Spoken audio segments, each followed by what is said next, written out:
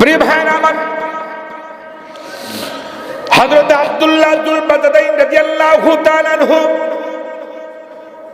ওনার চাচা, তিনি বলছেন, তুমি কি জানো না আমি যেই কোরআনকে মানতে পারি না, যেই কোরআনকে আমি সইতে জানি না, সইতে পারি না, এই কোরআনের কথাটাকে তোমরা আমাকে বলবা না, তুমি আমাকে বলবা না।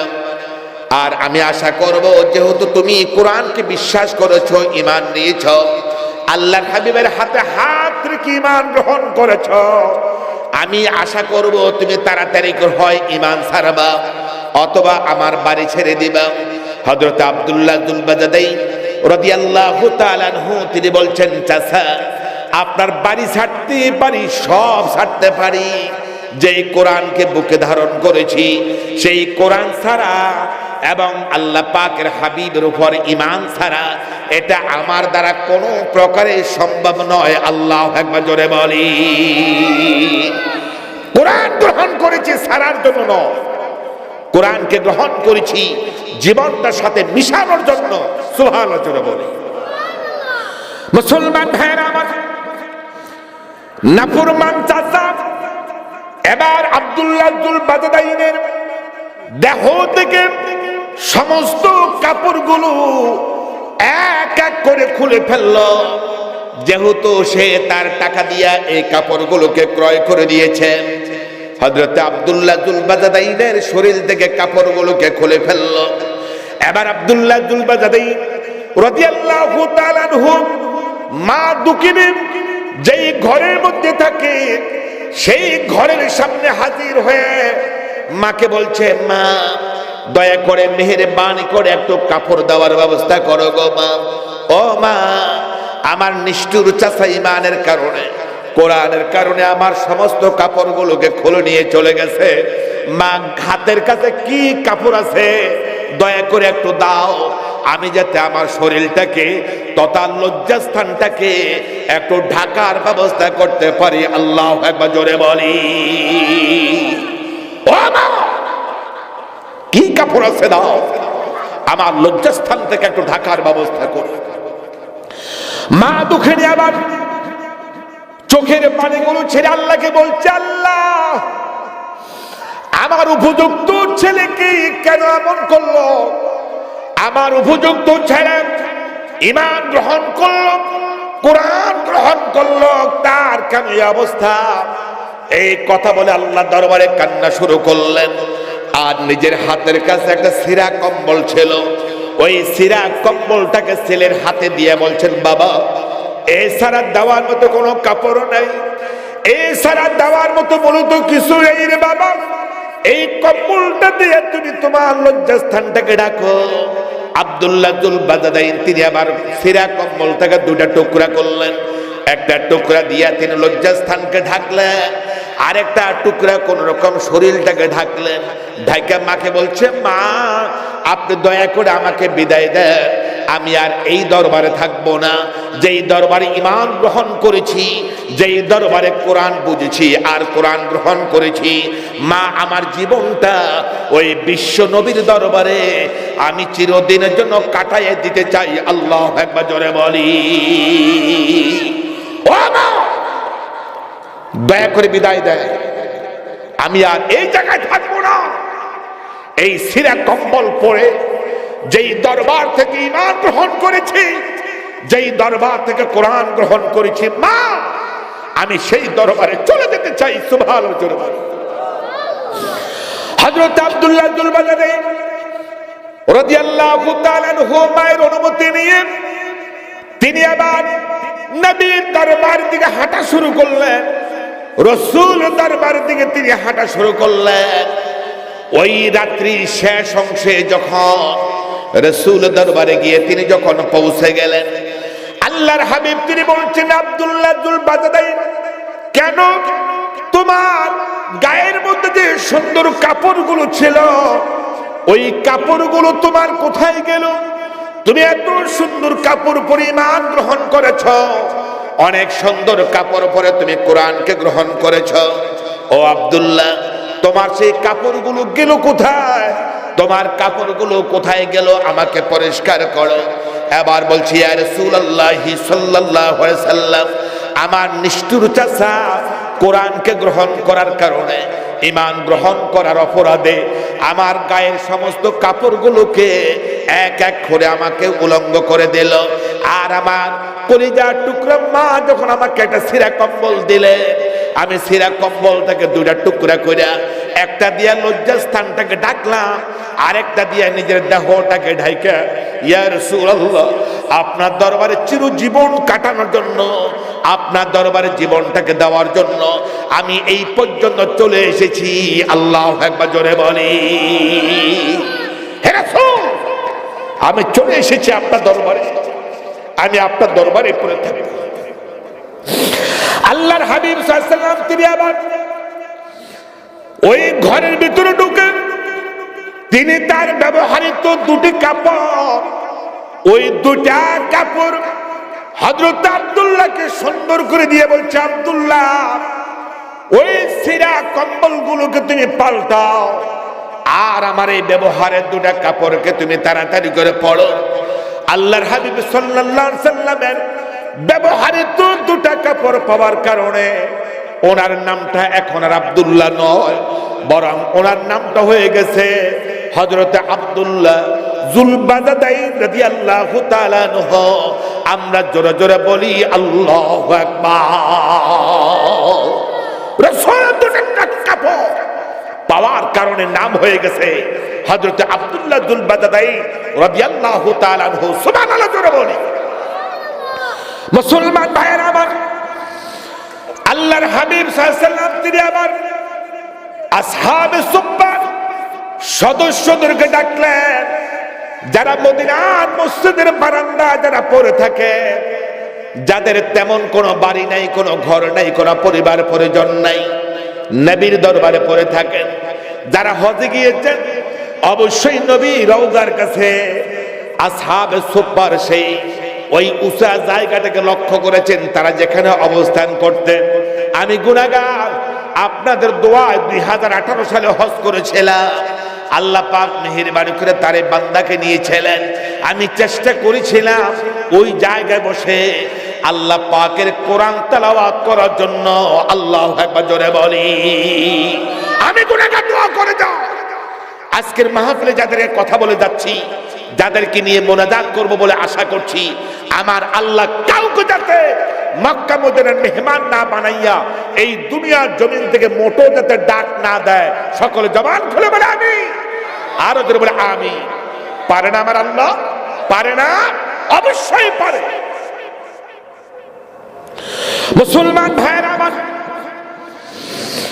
আল্লাহর হাবিব সাল্লাল্লাহু আলাইহি ওয়াসাল্লাম তিনি বলতেন, ও আসহাবে সুফফার সদস্যরা, তোমরা আমার আব্দুল্লাহকে গ্রহণ করো, তোমাদের মধ্যে আমার আব্দুল্লাহর নামটাকে তোমরা লেখার ব্যবস্থা করে নাও।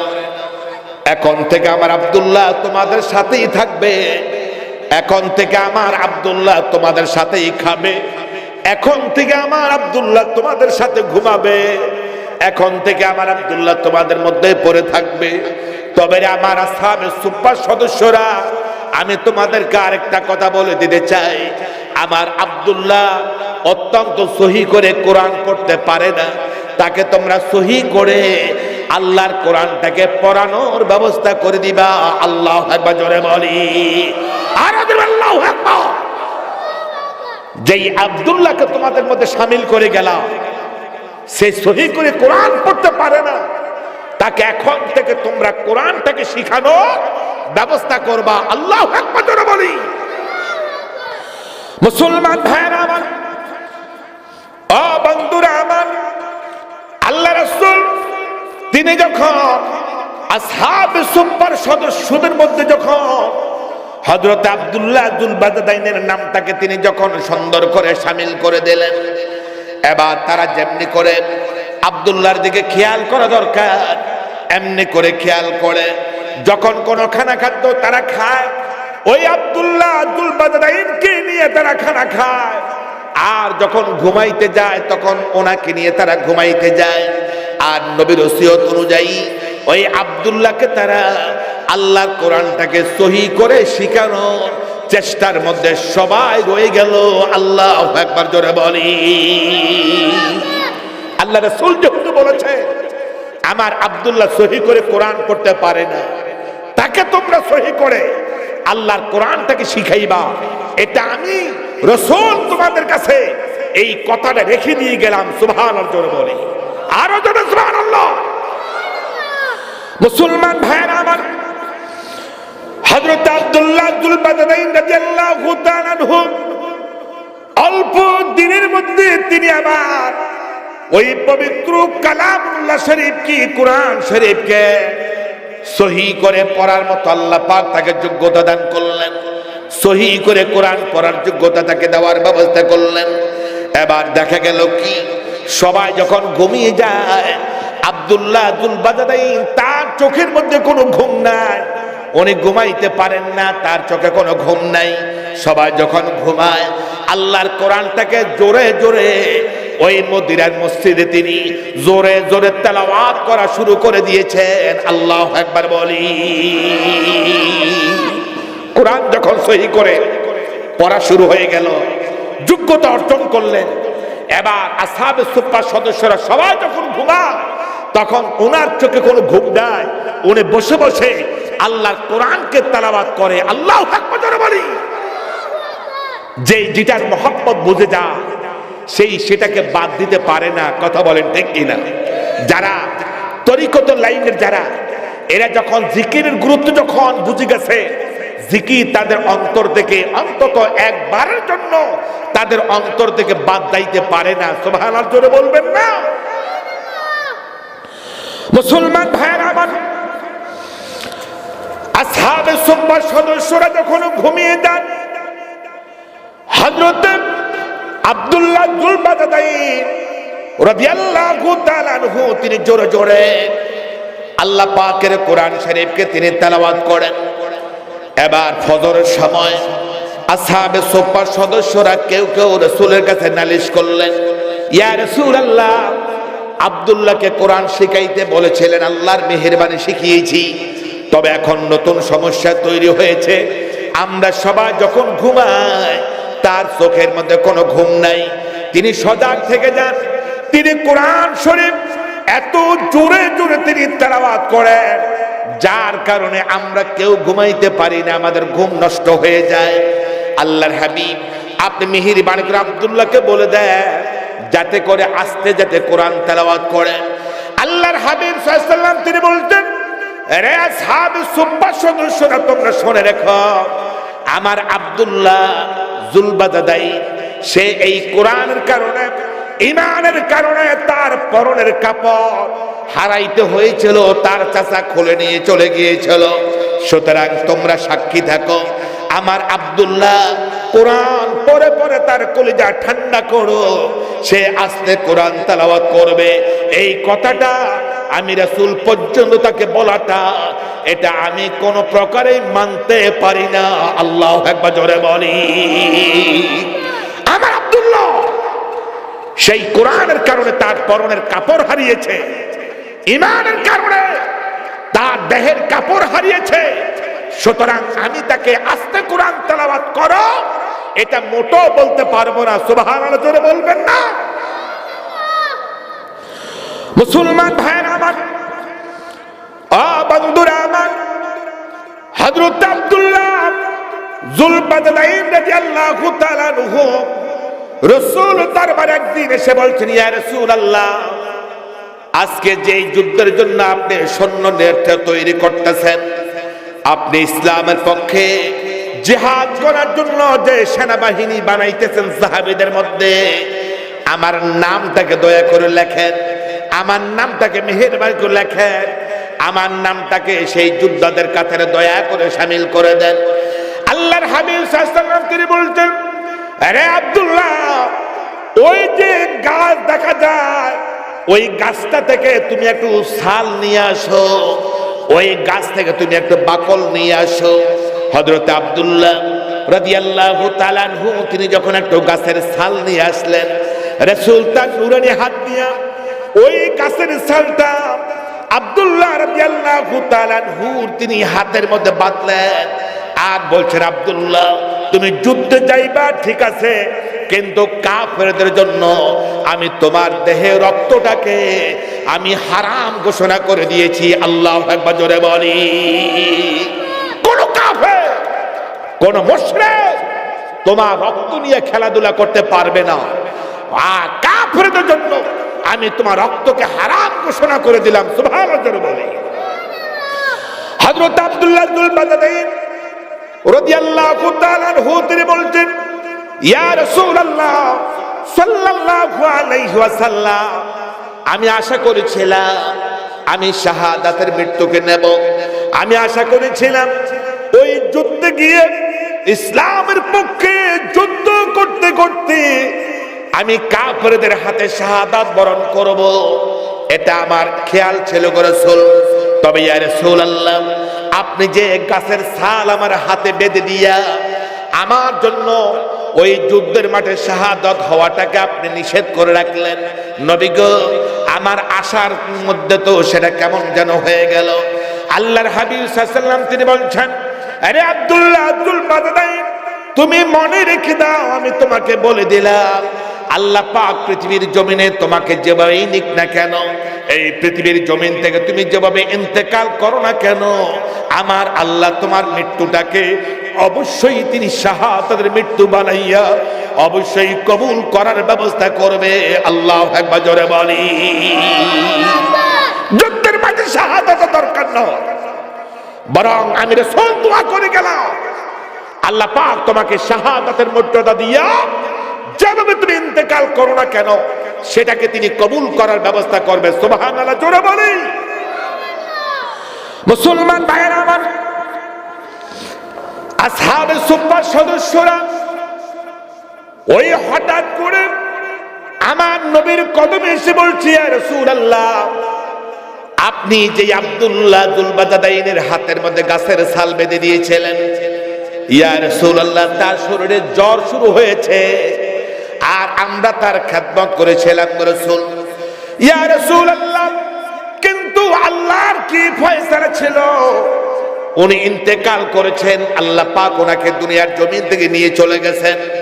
রাসূল করিম সাল্লাল্লাহু আলাইহি ওয়াসাল্লাম তিনি যেমনি করে আব্দুল্লাহর জন্য দোয়া পড়া দরকার এমনি করে দোয়া পড়া শুরু করলেন আর বলছেন, তোমরা জান্নাতুল বাকিতে আমার আব্দুল্লাহর জন্য তোমরা কবর খনন করো, আর আমি রাসূল আমার আব্দুল্লাহর নামাজে জানাজার ইমামতি করব, আর তোমাদের কারো হাতে নয় বরং আমার হাত দ্বারা আমি আব্দুল্লাহর লাশখানাকে ওই কবর রাখার জন্য আমি আমার ঘর থেকে বের হয়ে আসতেছি। আল্লাহু আকবার, জোরে বলি। অনেক লম্বা ঘটনা, অনেক লম্বা কাহিনী আমি ছোট করে নিয়ে আসতেছি। হঠাৎ করে আসহাবে সুফফার সদস্যরা বলতেন, হুজুর, যে আব্দুল্লাহর হাতের মধ্যে আপনি গাছের ছাল বেঁধেছিলেন সে তো আর নাই, আমরা তার হাজার খেদমত করার পরে বাঁচাইতে পারি নাই, ইন্তেকাল করেছে। আল্লাহ রাসূল তিনি তার জন্য যেমনি করে দোয়া করা দরকার দোয়া করে এরপরে বলছেন, আমার আব্দুল্লাহকে তোমরা গোসল দাও, কাফন পরাও, আমি আসতেছি তার নামাজ জানাজার ইমামতি করব এবং আমার নিজের হাতে তাকে কবরস্থ করব, কবর রাখবো। আল্লাহু আকবার, জোরে বল। মুসলমান ভাইয়েরা আমার, আল্লাহ রাসূল তিনি ইমামতি করলেন আর গভীর রাত্রে আব্দুল্লাহর লাশখানাকে যখন কবরের পারে নেওয়া হলো, সেদিন যারা বাতির ব্যবস্থা করেছিলেন, কবর আলোর ব্যবস্থা করেছিলেন, তোর মধ্যে একজন ছিলেন হযরত আব্দুল্লাহ ইবনে মাসউদ রাদিয়াল্লাহু তাআলা আনহু। তিনি আবার ওই বাতি ধরতে গিয়া কুফি জ্বালাইতে গিয়া আল্লাহকে ডাক দিয়ে বলছে, আল্লাহ, আজকের কবরখানা যদি হযরত আব্দুল্লাহর না হইয়া আমি আব্দুল্লাহ ইবনে মাসউদের কবর যদি হতো কতই না ভালো হতো। এই কথা বলে আল্লাহর কাছে কান্না শুরু করলেন।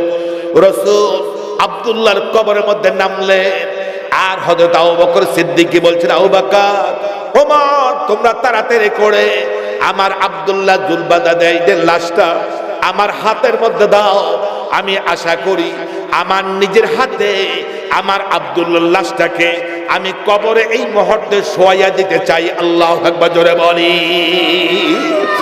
তোমরা কেউ না, আমি রাসূল চাই আমার নিজের হাত দ্বারা আমার আব্দুল্লাহ লাশখানাকে আমি কবরে নামাই দিতে চাই। সুবহানাল্লাহ জোরে বলি।